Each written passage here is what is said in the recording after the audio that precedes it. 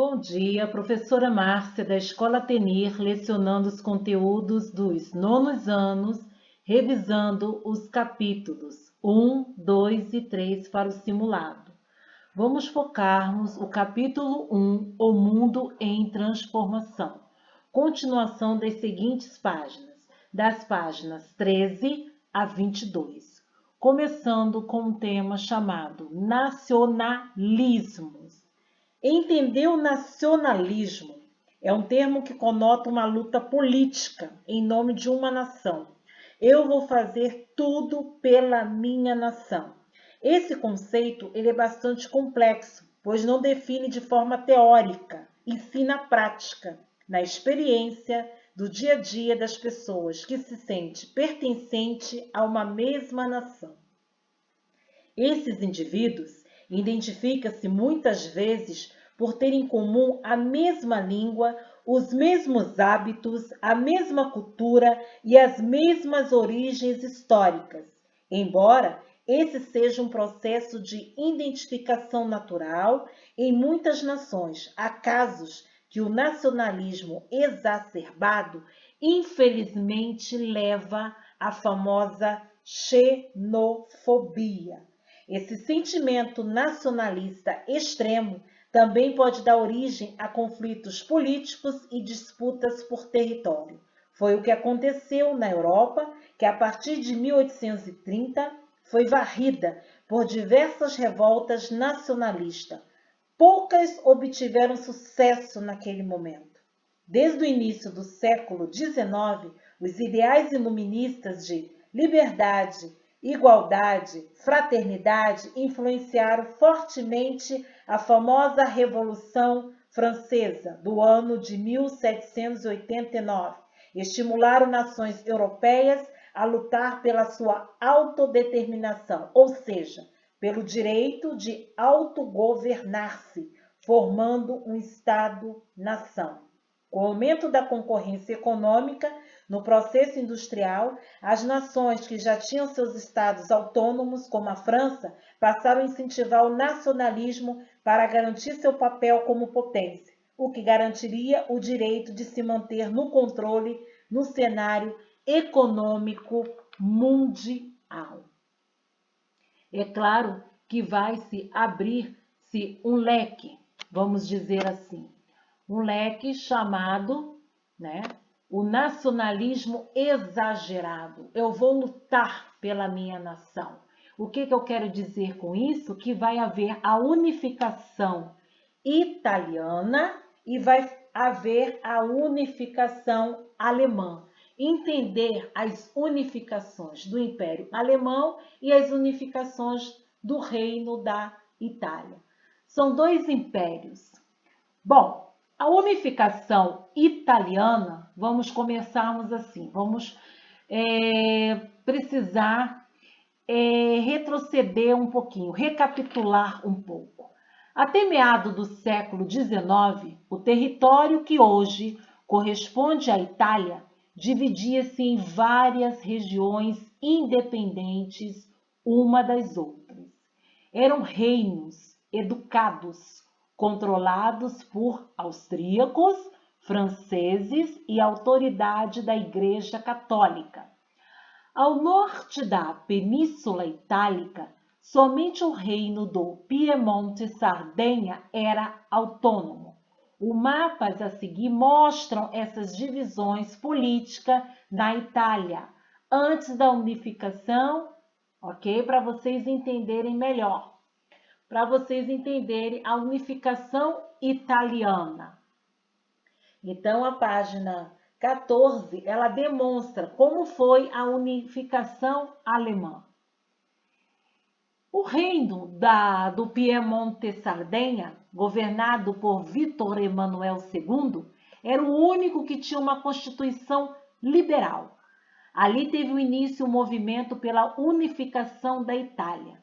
No sul da península, claro, Giuseppe Garibaldi, no ano de 1807 a 1882, foi um importante líder nas lutas pela unificação italiana.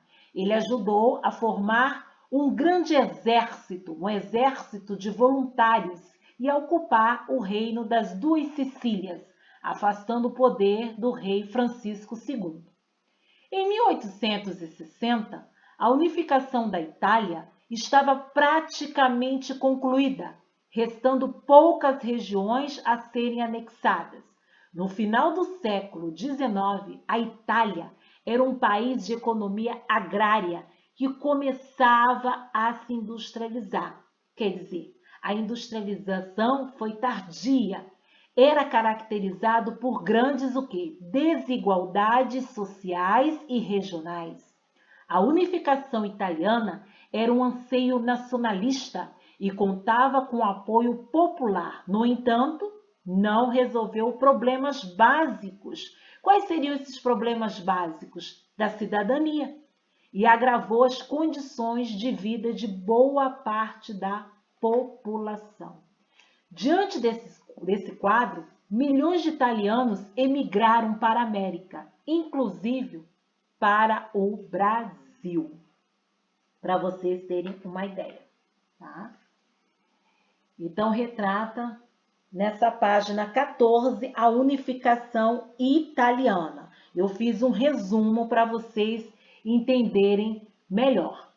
A unificação alemã, até a primeira metade do século XIX, não existia um país chamado Alemanha. Por quê? Havia 39 estados independentes na área central da Europa e, a partir de 1815, ficou acertado no Congresso de Viena que esses estados seriam reunidos na Confederação Germânica. Entre os estados da Confederação Germânica, uns eram agrícolas, outros começavam a se industrializar. Em alguns, principalmente ao norte, a maioria da população era protestante. Em outros, sobretudo ao sul, a população era predominantemente católica. No entanto, havia elementos comuns que uniam as populações desses estados, como a língua alemã falada pela maioria das pessoas. Um dos estados mais poderosos da Confederação Germânica era o Reino da Prússia. O nacionalismo alemão ganhou força entre os estados da Confederação Germânica. A Prússia liderava os esforços pela unificação alemã. Já o governo da Áustria era contrário à unificação. Por quê? Temia a formação de um vizinho poderoso. Liderança de Bismarck. Otto Bismarck, chanceler, primeiro-ministro prussiano, Otto von Bismarck, ele aumentou os armamentos nos contingentes militares da Prússia, a fim de guerrear contra os países que se opunham à unificação dos estados alemães. Assim, em 1871, foi fundado o quê? O Império Alemão, cuja proporção nós estamos vendo aqui, ó, no mapa a seguir. Então, o Otto Bismarck é a crescente sucesso, né, da Prússia. Ele fortaleceu o plano econômico e militar. Os prussianos eles ampliaram seus esforços para unificar os estados alemães. Foi assim, em 1862, para vocês entenderem melhor, o rei prussiano Guilherme I, ele nomeou o político aristocrata, o Otto von Bismarck, do ano de 1815 a 1898 como primeiro-ministro. Bismarck tornou-se o líder da unificação alemã. Nesse processo, o militarismo e o nacionalismo foram os pilares fundamentais do governo de Bismarck. Os prussianos guerreavam contra a Dinamarca no ano de 1864, a Áustria no ano de 1866 e a França no ano de 1870, e saíram vitoriosos. Ao final das conquistas, em 1871, o rei Guilherme I foi proclamado imperador da Alemanha em cerimônia realizada no Palácio de Versalhes, onde haviam reinado diversos soberanos da França. Para muitos franceses, isso representou uma humilhação.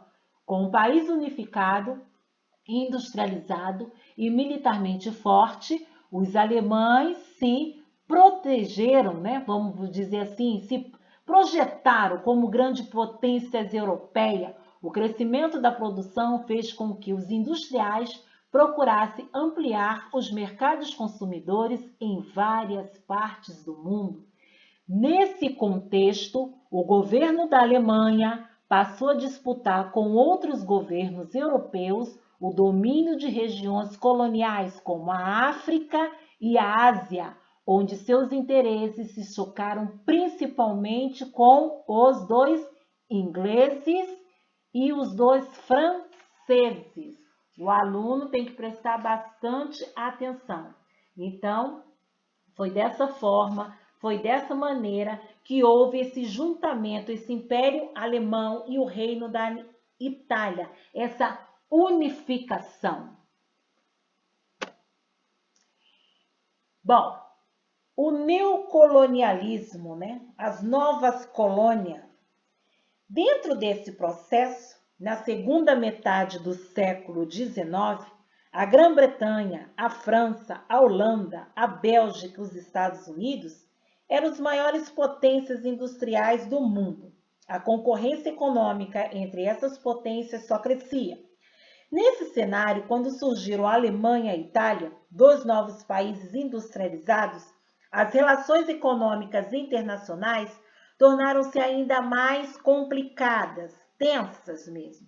Intensificam-se a partir daí uma busca constante por matérias-primas e mercado consumidor, fruto no momento da segunda revolução industrial e da formação de novas ações. Há grandes investimentos, mas há uma intensa concorrência. O novo modelo industrial e a alta tecnologia exigiam grandes investimentos, como no caso das indústrias químicas e das usinas siderúrgicas. Para se manter dentro dessa concorrência, donos de fábrica buscaram se associar a outros proprietários ou a banqueiros. Dessa forma, as pequenas indústrias não conseguiram acompanhar o quê? Os concorrentes e acabaram sendo engolidas pelos monopólios. Eram industriais, né, surgidos. Monopólio era o controle de um ramo da economia por uma empresa, que por não ter concorrente, pode oferecer seus produtos e serviços por preços abusivos.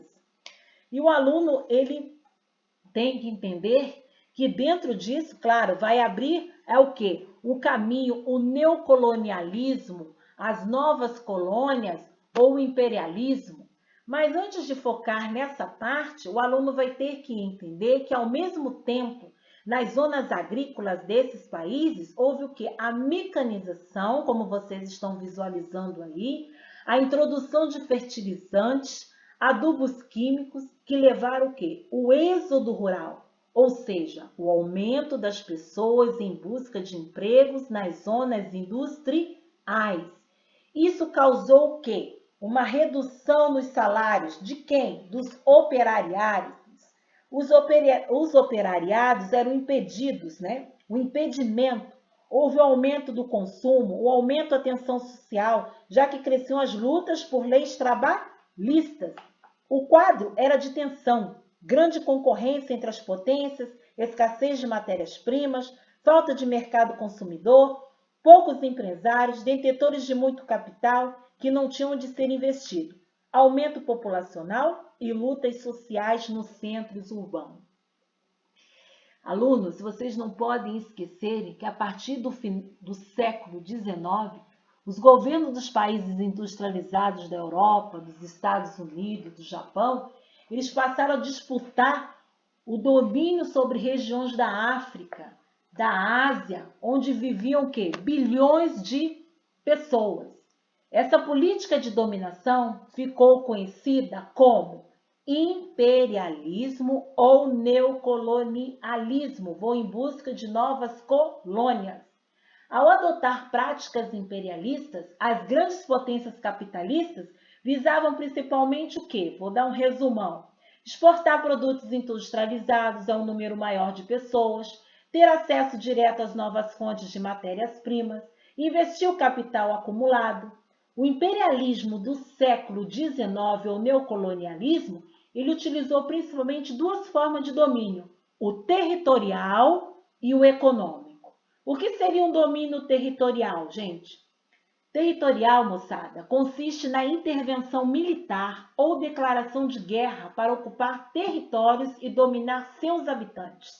Domínio econômico consiste em intervenção da vida econômica dos povos dominados com assinatura de acordos favoráveis aos dominadores. Quer dizer, a anexação da Alemanha e da Itália já demonstra isso, um domínio territorial. E agora o domínio que? Econômico. Intervir na vida econômica dos povos dominados, com assinatura de quê? De acordos favoráveis aos dominadores. E o que eles faziam?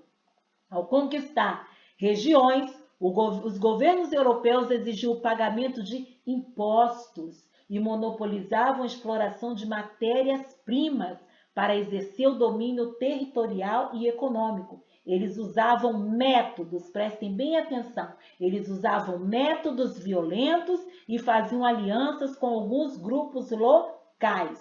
Os europeus impunham também a sua cultura, difundiram seus idiomas, combateram as religiões africanas e asiáticas, tentando propagar suas versões do cristianismo de várias maneiras. Eles desestimularam hábitos tradicionais, como a tecelagem, a costura. Como consequência, milhões de africanos e asiáticos passaram a consumir os produtos industriais europeus.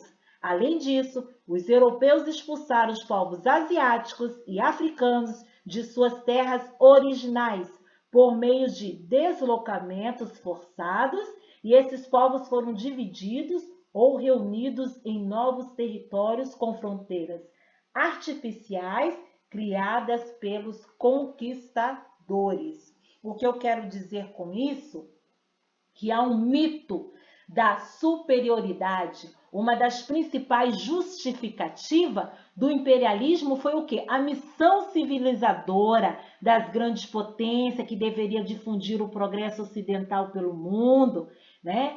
Então, era o grande fardo do homem branco, algo que os europeus tinham que cumprir pelo bem da humanidade. Evidentemente, essas ideias eram fruto de quê? De uma visão eurocêntrica, que eu costumo dizer sempre nas aulas, né, presenciais, que vocês tiveram aulas comigo, presenciais, eurocêntrica, que desconsiderava o valor da diversidade cultural. Essa missão civilizadora do imperialismo, ela podia ser percebida, por exemplo, na criação de escola. As escolas elas seguiam o modelo ocidental, desconsideravam as formas de educação nativa. Nas escolas das crianças africanas, para vocês terem uma ideia, aprendia que seus antepassados eram heróis europeus.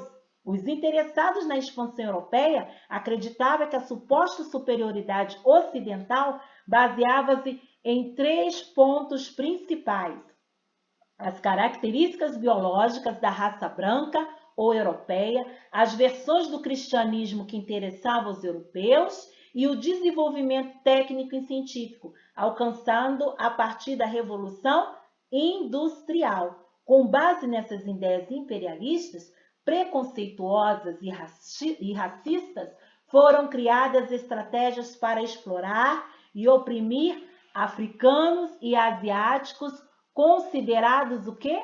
Inferiores pelos europeus, tá? Para vocês terem uma ideia, tá? Como podemos observar na tabela da página 18, todas as grandes potências industriais tinham interesses em colônias, além de trazer vantagens econômicas.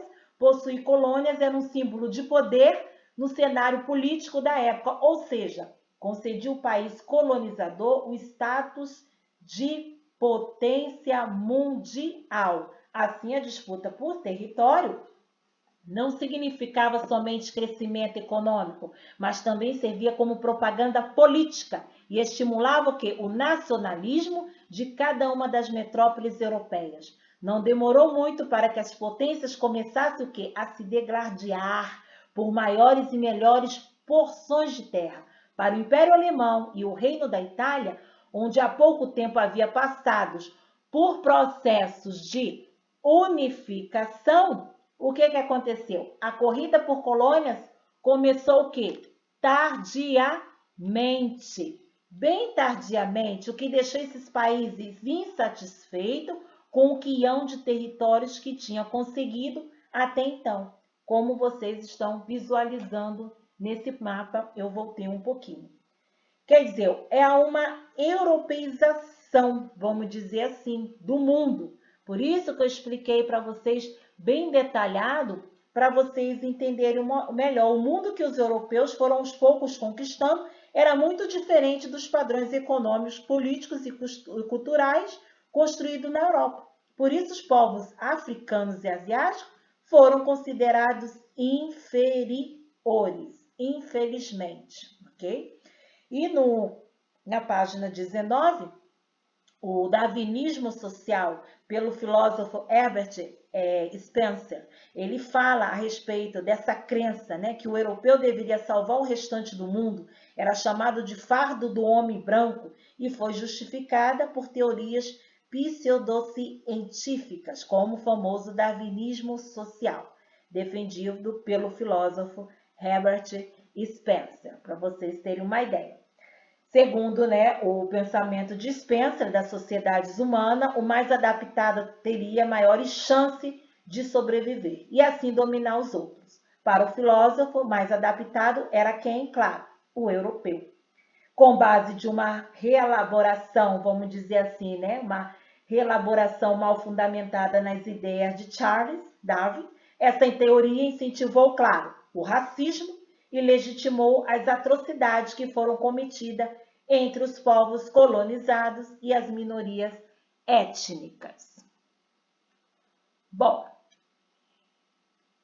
a europeização do mundo, né, como acabei de relatar para vocês, né, além da insatisfação das populações, principalmente africanas e asiáticas, havia um clima de rivalidade, principalmente por parte dos africanos, né, pelas potências europeias.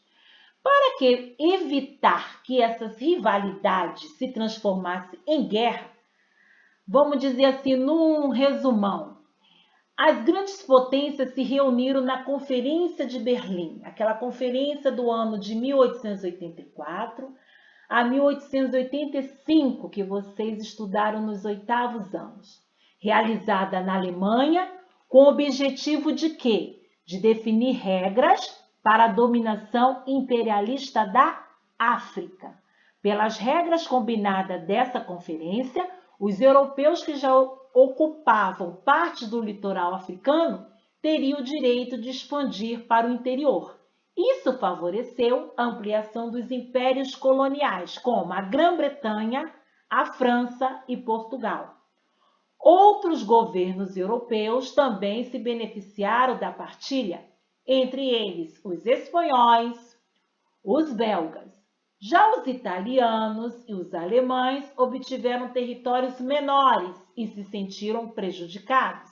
Após os acordos da Conferência de Berlim, as disputas entre os europeus, infelizmente, só aumentaram. Então, a violência marcou a dominação principalmente do continente africano. Fuzis, canhões, navios a vapor são exemplo da tecnologia militar utilizados a serviço da conquista.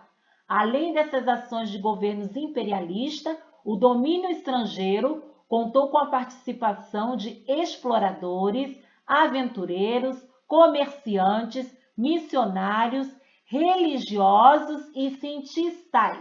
Eles se tornaram donos de grandes porções de terras africanas, expulsando os nativos ou obrigando-os a trabalhar.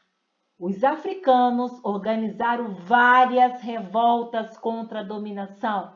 Por exemplo, houve resistência em áreas dominadas pelos franceses, África Ocidental e nas regiões do Norte, e também nas áreas dominadas pelos ingleses, Egito e Sudão. Apesar da resistência, as populações da África não conseguiram impedir, infelizmente, a conquista de suas terras. com exceção dos etíopes e dos liberianos. Os etíopes expulsaram os italianos de seu país e os liberianos, com a ajuda do governo dos Estados Unidos, mantiveram a sua independência.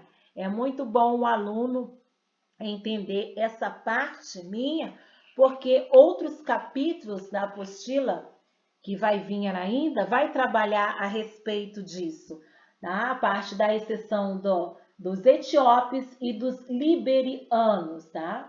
Liberianos que são nascidos na Libéria, território que os estadunidenses compraram no litoral da África Ocidental. Mas, deixando isso aqui um pouquinho, as formas de exploração das colônias africanas foram as mais variadas, desde a dominação direta com o governo no local das mãos de europeus, até o respeito à liberdade política.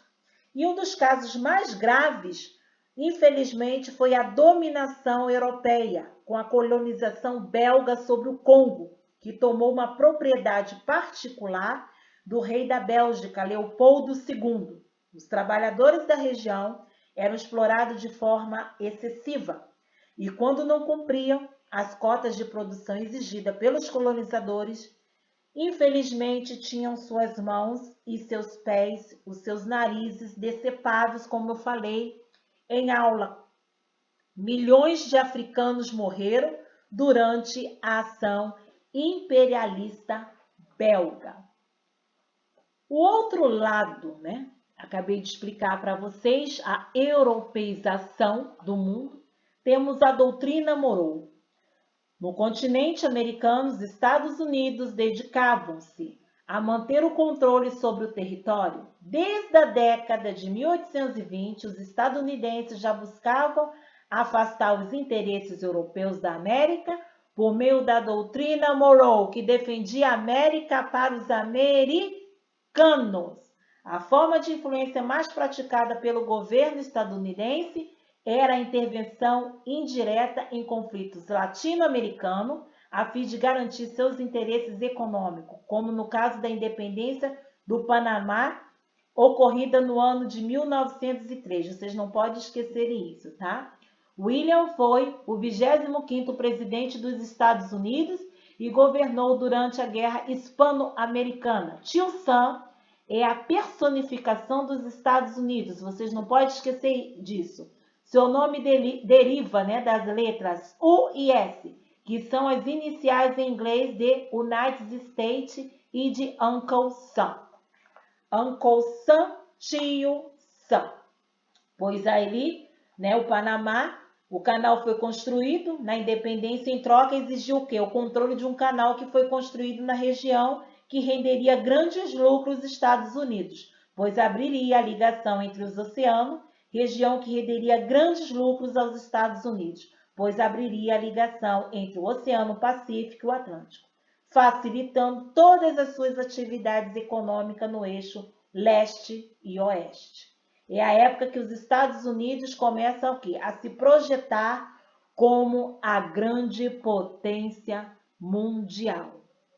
Bem, vocês não podem esquecerem que, ao contrário das potências europeias, os Estados Unidos não se preocupavam com o domínio político na América Latina, né? Optando pelo controle econômico.